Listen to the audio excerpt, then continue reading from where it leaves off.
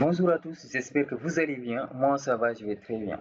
Bienvenue dans cette nouvelle vidéo. Alors aujourd'hui, je vais vous montrer comment vous allez faire pour télécharger MySQL sur votre PC Windows. Alors nous allons non seulement télécharger MySQL sur notre PC Windows, et nous allons également procéder à l'installation. Si vous êtes nouveau sur la chaîne, abonnez-vous et n'oubliez pas d'activer la cloche de notification pour ne manquer aucune de nos prochaines vidéos. Et pour vous qui ont l'habitude de jouer sur 888 Start Z, utilisez notre code promo P221 pour avoir des bonus et d'autres avantages. Alors, let's go, c'est parti. Alors, pour commencer, nous allons venir au niveau de la barre de recherche ici. Et ici, nous allons taper MySQL. Alors, ici, nous allons aller au niveau du site de l'éditeur. Nous allons aller en bas. Et ici, vous avez téléchargement. Nous allons donc cliquer sur MySQL Community Server. Alors ici, nous avons les deux versions qui sont disponibles, à savoir la version 8.4.0 et la version 8.0.37. Alors ici, vous avez la possibilité de choisir le système d'exploitation. Nous allons laisser sur Windows qui est ici. Alors ici, vous avez le système 64. Ici, vous avez le système 64 bits.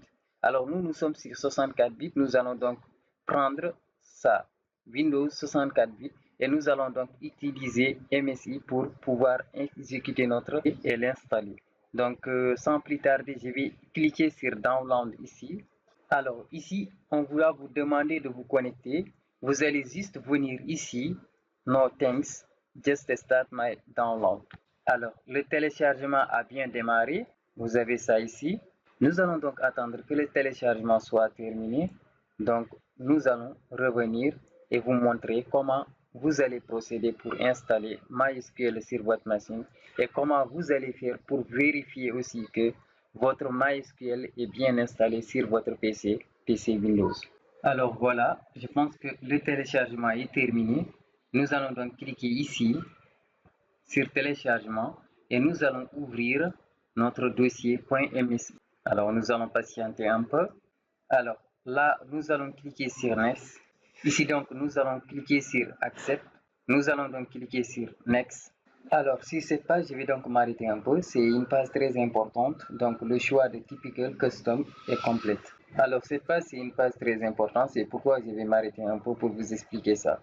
Alors si vous choisissez Typical, MySQL va installer pour vous les composantes qui sont nécessaires, c'est-à-dire les composantes qui sont utilisées pour la plupart des utilisateurs. Alors cette option elle est recommandée si vous voulez juste utiliser le minimum de composantes possible. Par contre, si vous utilisez Custom, c'est-à-dire l'option personnalisée, c'est à vous donc de choisir vos composantes. Donc ce que je vous recommande, c'est donc d'avoir une bonne connaissance de MySQL et des composantes de MySQL. Alors, si vous ne voulez pas vous casser la tête, donc vous pouvez choisir la version complète. Mais je vous recommande, avant d'utiliser la version complète, de revoir votre disque si votre disque peut supporter tout ça. Donc, si vous ne voulez pas vous casser la tête avec le choix des composantes, donc voilà, avoir toutes les composantes à la fois, vous allez juste venir et mettre ici complète. Mais pour la plupart des utilisateurs, Topical suffit largement pour pouvoir effectuer certaines tâches. Mais si à l'avenir vous voulez par exemple effectuer d'autres tâches avec MySQL, des tâches qui recommandent des composantes qui par exemple ne sont pas installées avec l'option Topical, je vous recommande juste d'utiliser la version complète. Moi dans mon cas, je vais utiliser la version complète. Je vais juste cliquer sur complète et je vais laisser la MySQL faire tout le travail nécessaire pour installer toutes les autres composantes, que ce soit Workbench et autres et autres. Alors là, je vais cliquer sur installer. Je vais attendre l'installation. Alors là, je vais cliquer sur oui. Voilà. On me demande d'attendre un peu. On va donc patienter un peu. Alors ici, on nous demande de choisir si on souhaite lancer MySQL une fois la configuration terminée.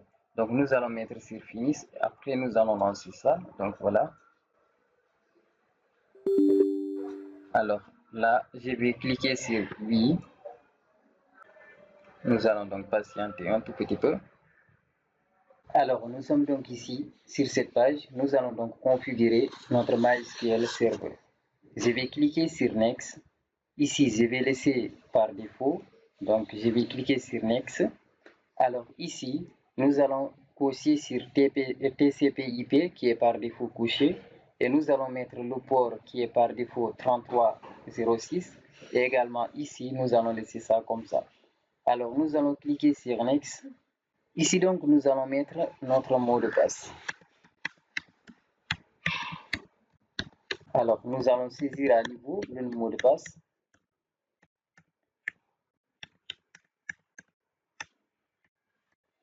Alors, voilà, donc c'est bon pour notre mot de passe concernant le compte root.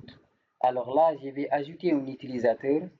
Là, donc, je vais mettre mon nom d'utilisateur. Et ici, je vais laisser sur all host. Alors ici, je vais laisser sur dbadmin. Et là, je vais mettre mon mot de passe. Alors, ce mot de passe, c'est le mot de passe utilisateur. Donc là, je vais confirmer le mot de passe ici. Je vais juste patienter quelques secondes. Je vais donc confirmer le mot de passe.